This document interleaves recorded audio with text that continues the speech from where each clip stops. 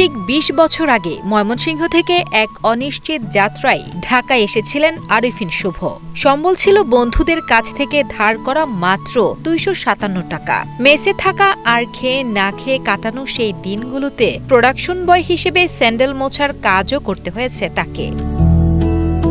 তবে দমে যাননি শুভ। র্যাম্প মডেলিং আর আরজে হিসেবে ক্যারিয়ার শুরু করে নজর কাড়েন বিজ্ঞাপনে। ২০১০ সালে জাগো চলচ্চিত্রের মাধ্যমে বড় পর্দায় অভিষেক। পরবর্তীতে একে একে অভিনয় করেন পূর্ণদৈর্ঘ্য প্রেম কাহিনী, ভালোবাসা জিন্দাবাদ, ছুঁয়ে দিলে মন, ধ্যাত্তেরিকি, ঢাকা অ্যাটাক, মিশন এক্সট্রিমের মতো অনেক সিনেমায়। এরপর ২০১৭ সালে ঢাকা অ্যাটাকের জন্য জাতীয় পুরস্কার অর্জন করে পৌঁছে যান ক্যারিয়ারের চূড়ায়।